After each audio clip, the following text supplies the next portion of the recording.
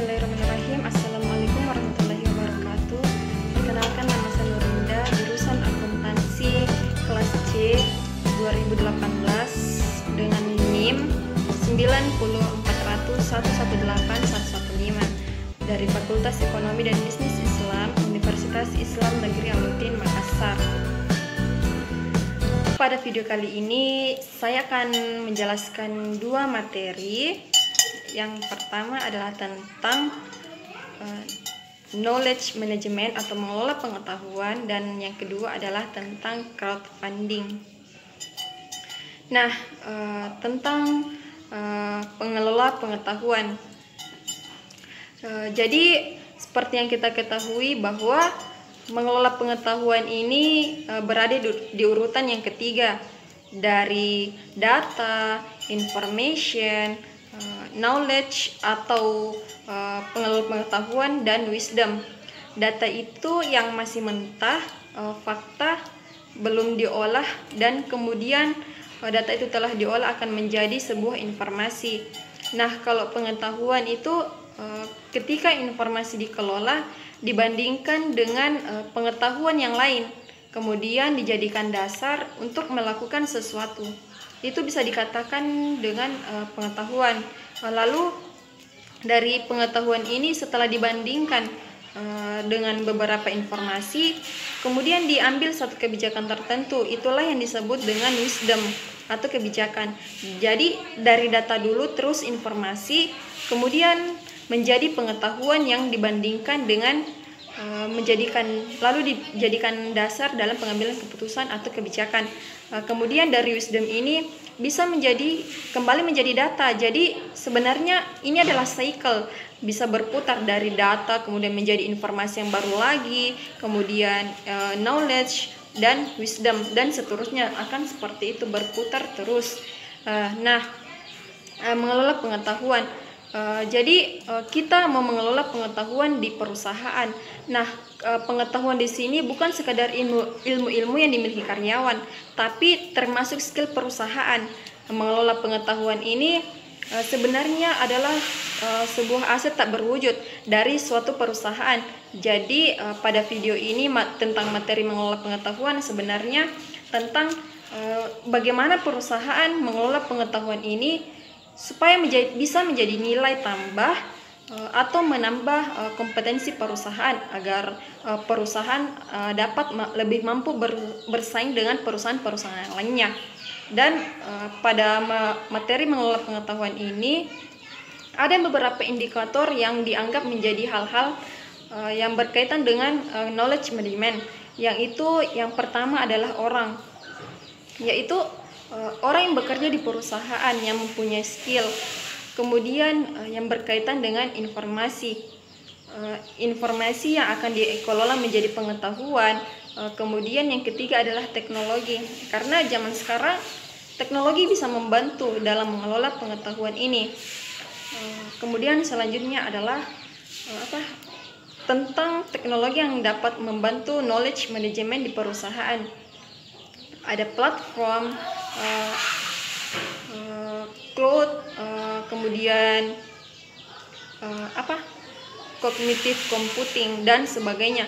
Kemudian dari human elements ini dalam penerapan knowledge management ini berkaitan dengan kultur, training, collaboration, information dan sebagainya. Kemudian yang terakhir adalah content management.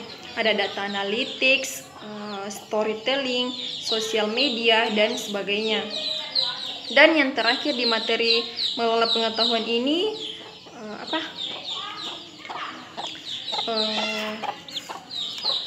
saya akan menjelaskan proses dari knowledge management ini. Jadi dikumpul dulu pengetahuan-pengetahuan yang ada, kemudian dari pengetahuan-pengetahuan ini digunakan skill atau ilmu, ataupun kita dapat memperkaya skill-skill itu.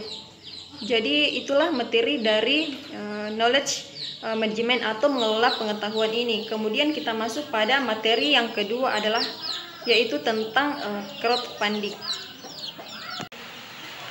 Jadi crowdfunding ini adalah istilah yang digunakan untuk pengumpulan dana atau penerimaan dana dari banyak sekali pihak melalui platform media sosial. Jadi tidak hanya dari satu orang, tapi dari banyak orang untuk satu proyek tertentu. Apakah itu untuk proyek sosial atau proyek dalam bentuk bisnis. Tapi kebanyakan proyek sosial.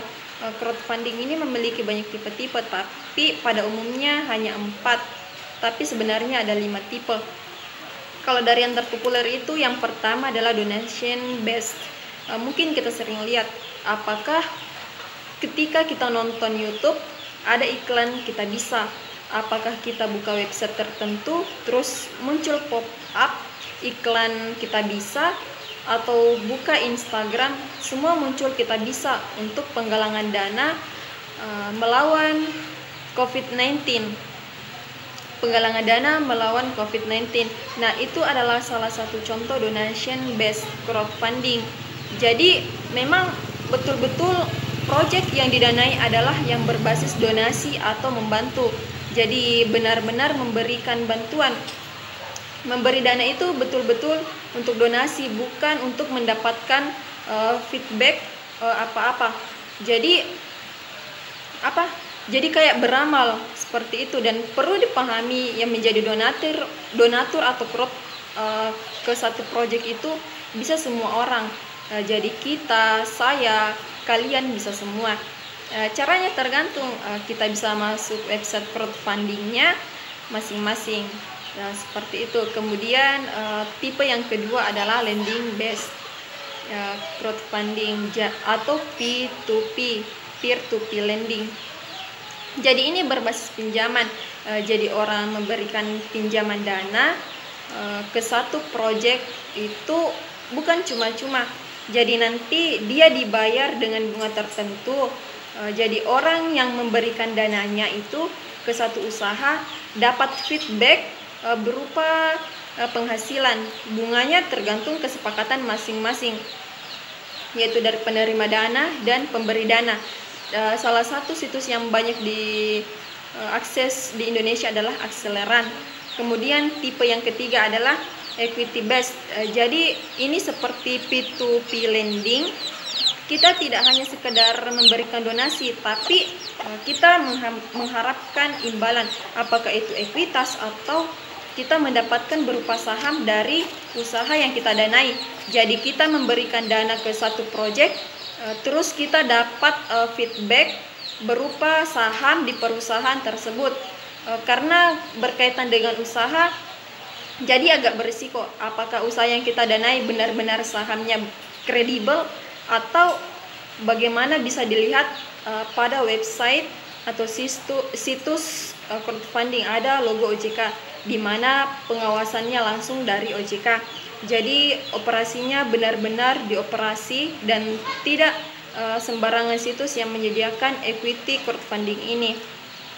Di Indonesia sendiri baru 2 atau 3 situs yang resmi. Padahal banyak situs-situs lain yang sudah mendaftar, tapi tidak semudah itu untuk diterima sama OJK. Kemudian tipe yang keempat adalah reward based crowdfunding.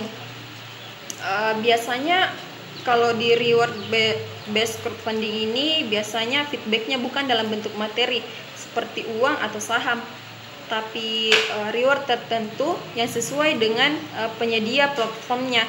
Salah satu contohnya di Indonesia itu adalah Indogiving. Kalau misalnya kita masukkan dana atau ke satu proyek tertentu, kita diberikan semacam poin. Nah, setelah dikalkulasikan bisa ditukarkan sama produk-produk tertentu. Kemudian tipe yang kelima adalah royalty crowdfunding.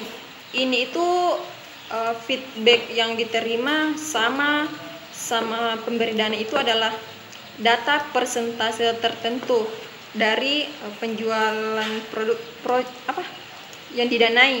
Jadi seperti materi juga. Kemudian nilai tambah yang diberikan dari pendanaan melalui crowdfunding ini ada beberapa. Yang pertama adalah open innovation. Ini sama seperti kita membuat flyer atau video semenarik mungkin untuk menarik seseorang berdonasi di proyek kita.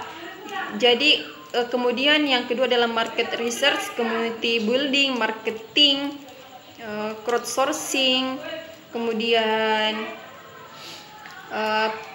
product feedback, dan distribution. Kemudian selanjutnya adalah terkait persyaratan untuk bisa mengajukan permohonan dana di situs crowdfunding itu tergantung di situs mana kita mau membuat proyeknya. Jadi setiap penyedia di platform ini punya persyaratan masing-masing.